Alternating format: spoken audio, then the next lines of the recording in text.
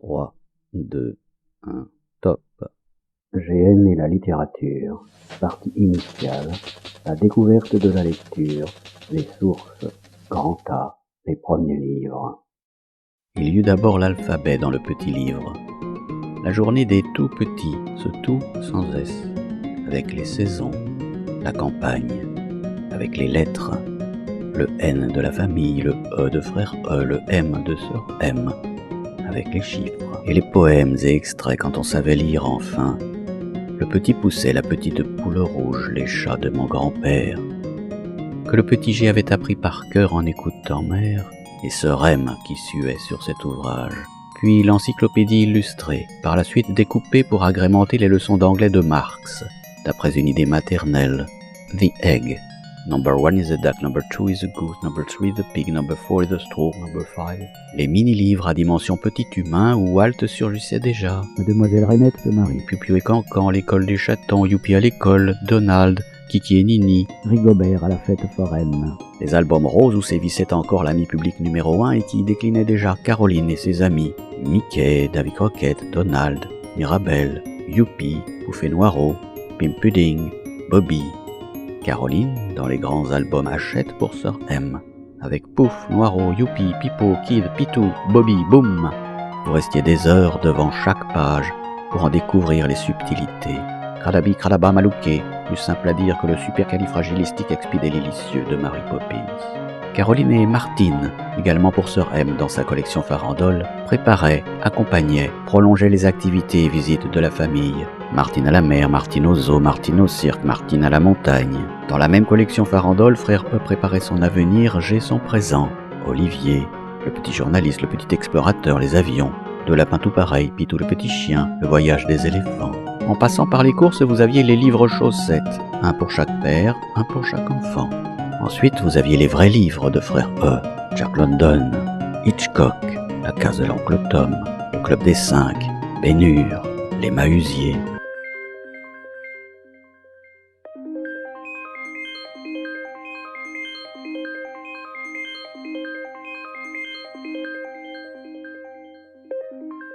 Vous aviez les vrais livres de sœur M, La comtesse de Ségur, Rostopchine, Shirley, Alice, Polly. Le petit G lu et relu, lisait plus vite que n'importe qui. Vous lui tendiez des pièges pour savoir s'il ne trichait pas. Non. Désormais, il savait lire et parcourait en moins d'une demi-heure une histoire qui vous prenait 2 heures pleines. Il lisait ce qui traînait. Technico-géographie verticale, 1953. Géographie horizontale, autour du centre du monde et de par chez vous. Littérature ethnico-historique, en quelque sorte. 1959, 1946, 1953.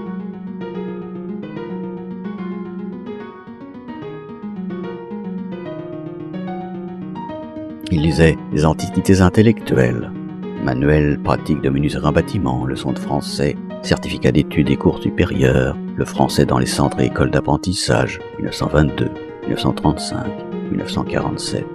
Il lisait jusqu'aux feuilles de journaux qui entouraient le poisson ou la salade, des modernités, des recettes, historia, tricoton salayette, fin, des commentaires.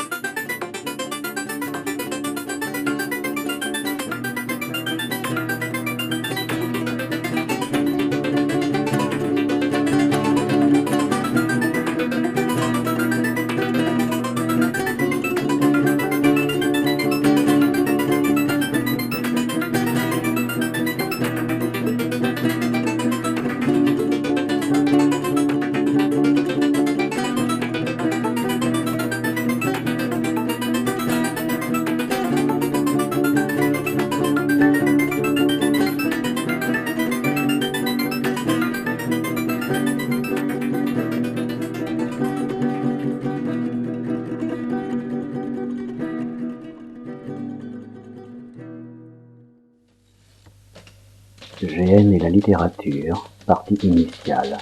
La découverte de la lecture, les sources. Grand B, l'éventail élargi. Il ne faut pas oublier non plus ces séances cinématographiques à usage strictement familial. Ces films muets rapportés du comité de l'entreprise où travaillait père. La télévision était chez la voisine du dessous et chez les cousins. Chacun lisait les sous-titres. Mère gérant l'esprit de compétition des plus grands quand les plus petits en étaient allés déchiffrer. Puis on lut en alternance, parfois avec grand-mère S.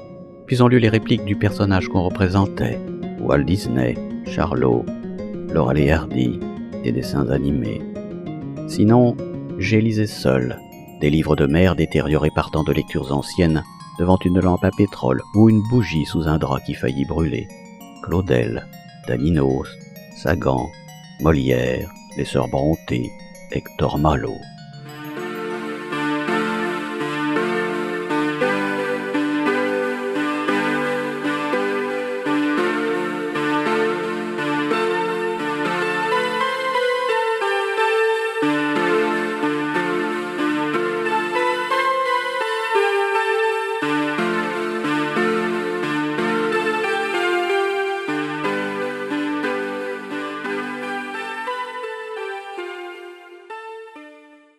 Il lisait les vieux livres de père, souvent couverts de papier marron, la montagne, l'aviation, les colonies.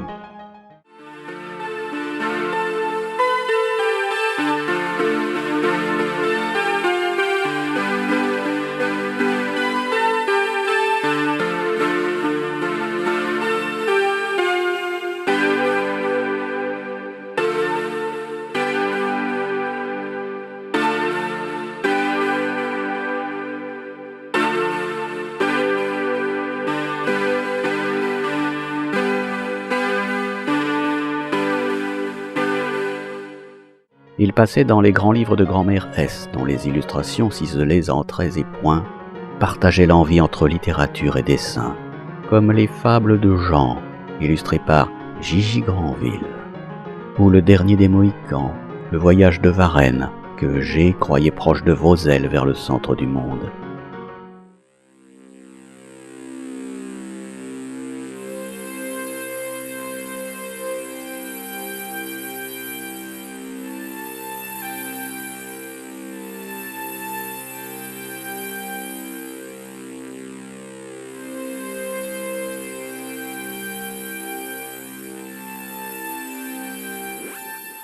Il passait par les encarts détachables des bonnes soirées ou autres hebdos, que grand-père N mettait soigneusement de côté pour ses belles filles et petites filles. Il se plongeait dans la vie du rail chez Oncle avec les nouveautés en ligne, les anciennetés en service, en rénovation, en disparition, la philatélie, les superbes trains miniatures comme celui d'Oncle interdit aux enfants, ses avis de décès, de mariage, de départ en retraite, canne à pêche et chaises longues. Cette vie du rail ressemblait terriblement à la vraie vie que G ne vivait pas. Ses lectures suffisaient pour la rencontrer. Il ne fallait pas négliger le quotidien de la vérité paternelle, pour les mots, pour les nouvelles, pas pour la pensée que G délaissait à Marx. L'année de frère E, l'année de sœur M, l'année de G.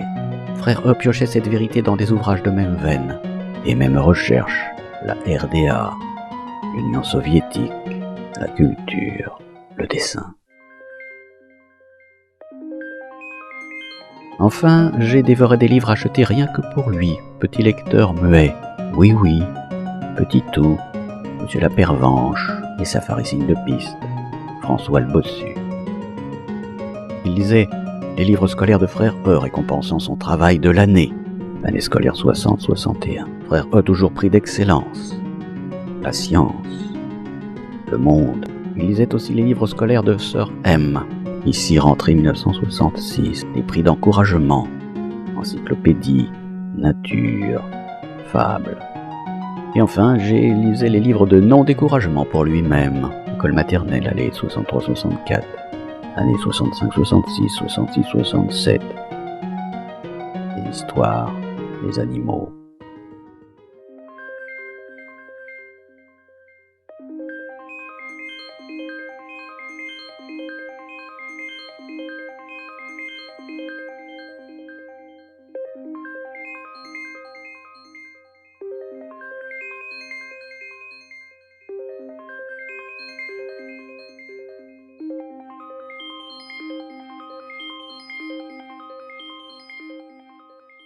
et j'ai dévora tout ce qui passait, tous les livres de la bibliothèque de primaire dont une maîtresse lui fit raconter les histoires, pour vérifier aussi qu'il ne trichait pas en les ramenant d'un jour sur l'autre et prétendant les avoir lus.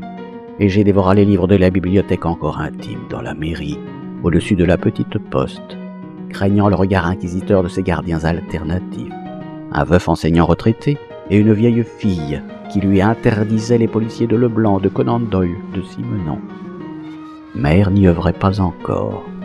Alors j'ai compté sur Marx, qui aimait l'esprit scientifique et déductif de Sherlock, pour lui prendre aussi les Maigret à l'esprit d'immersion, en détournant vos interdits et toute cette collection des contes et légendes. Au collège, vous obligiez à l'incontourné Prévert, affirmant l'absence de contraintes dans l'école, pourtant au lieu de toutes les contraintes. J'ai piocha dans la bibliothèque du collège jusqu'à ce que vous lui refusiez de lire Freud dans le texte que vous jugiez trop compliqué pour lui. J'ai cessa d'un coup ses visites, 1970-1971, préfabriquées conservées autour de ces solides nouveautés pour cause de galopante démographie, scandaleuse après Payron. G se mit à moins lire, il écrivit, il dessina, fin, des commentaires.